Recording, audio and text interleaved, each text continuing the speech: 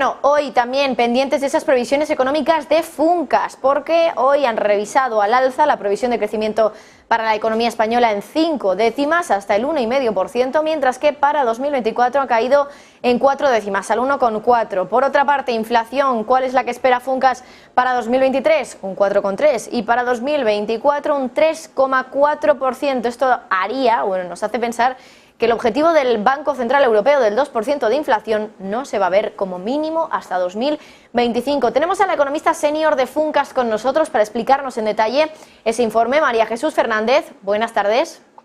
Buenas tardes. Bueno, en primer lugar, quería preguntarte por qué en Funcas habéis revisado al alza la previsión de crecimiento para España en 2023, 1,5% de crecimiento. ¿Por qué motivo? Pues fundamentalmente porque la evolución de la economía en los últimos trimestres, al final del año pasado y en los momentos iniciales del año actual, ha sido bastante mejor de lo que se esperaba, ¿no?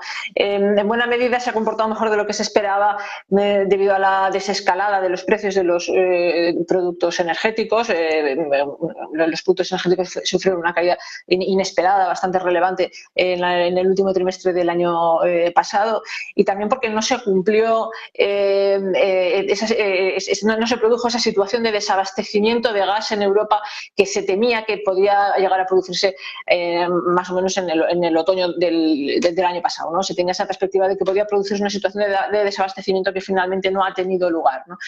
Y además los indicadores económicos que tenemos más recientes relativos a la evolución de la economía en los primeros meses de este año pues están apuntando a una evolución también muy positiva, un crecimiento que podría ser superior al del último trimestre del año pasado, y como consecuencia de eso pues hemos elevado nuestra previsión hasta el 1,5%, aunque con una evolución trimestral bastante diferenciada entre la primera mitad del año y la segunda mitad del año, porque sí que esperamos que para la segunda mitad del año se note un enfriamiento importante, ¿no? en la actividad económica. Uh-huh.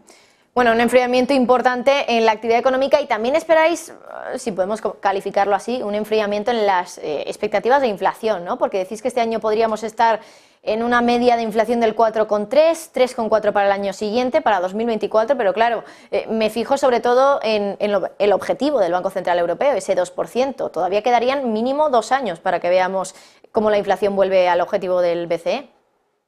Sí, lo que la inflación subyacente nos ha estado indicando a lo largo de los últimos meses es que las presiones inflacionistas, digamos, estructurales, están siendo bastante mayores de lo que considerábamos, ¿no? Bastante mayores de lo que esperábamos. Es cierto que la tasa de inflación general ha bajado mucho en marzo, pero bueno, esto ya está ampliamente comentado, ¿no? Que esa caída tan importante de la tasa de inflación en marzo desde el 6% hasta el 3,3% se debe a la volatilidad de los precios energéticos y los efectos escalón que esta volatilidad tan acusada de los precios energéticos que tuvieron los precios energéticos durante el año pasado, pues introduce, ¿no? dentro del cálculo, ¿no? de esta cifra, ¿no?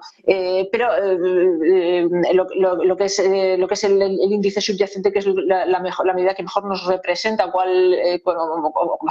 más idea nos da de cuáles son estas tensiones inflacionistas que están actuando de momento en la economía, sigue subiendo. La inflación subyacente ha descendido 1 décima, pero los precios subyacentes siguen subiendo. Lo que pasa es que han subido a un ritmo un poco menor de lo que subían en los meses anteriores, y de ahí esa pequeña bajada de la tasa de inflación subyacente en marzo. Es decir, que sigue habiendo subidas de precios, sigue habiendo subidas con una intensidad relativamente importante, y no es probable que estas tensiones se vayan a minorar de una forma rápida e intensa a corto o a medio plazo. ¿Qué esperáis respecto a la inflación subyacente en los próximos años para España? Porque al final, en un ciclo normal de inflación, es cierto que primero vemos una subida muy importante en la inflación general y luego en la subyacente, que ahora es el foco del problema. Quizá no tanto el índice general, ¿verdad?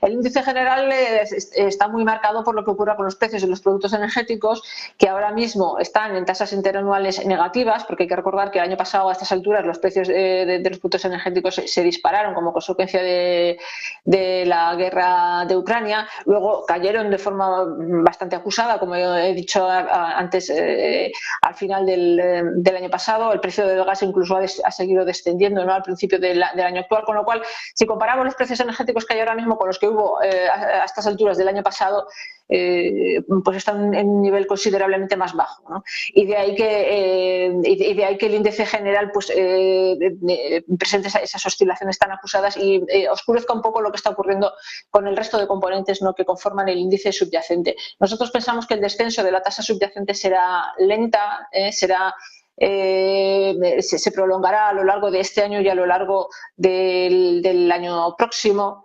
Además hay ciertos elementos, por ejemplo los relacionados con los precios de los productos alimenticios, que no tienen aspecto de que que las tensiones vayan a remitir próximamente como consecuencia de las condiciones climatológicas, etcétera, ¿no?, que están afectando muy negativamente a los precios agrícolas, junto a otros factores, ¿no?, como el encarecimiento de fertilizantes, de piensos para animales, etcétera, ¿no? Y estas circunstancias no parece que estén cambiando a corto o medio plazo, y por lo tanto, en lo que se refiere concretamente a los precios de los alimentos, pues tiene pinta de que van a seguir aumentando durante los próximos meses. Bueno, y por último, María Jesús, quería preguntarte por la estimación que hacéis de tipos. Decís que podríamos ver unos tipos en el 3,75%. ¿Habéis hecho también alguna estimación de cuánto tiempo pensáis que pueda quedarse ahí, si ese va a ser el tipo terminal del Banco Central Europeo? Pues podría permanecer ahí durante unos cuantos meses y luego pensamos, en línea más o menos con lo que se espera, digamos, en el mercado, que al final del año que viene podría haber alguna suavización, ¿no?, en los tipos de interés, podría haber algún recorte y podría quedarse, digamos, más estable en torno al 3%, ¿no? Podría alcanzar una mayor estabilidad, una mayor permanencia en el tiempo en el nivel del 3%.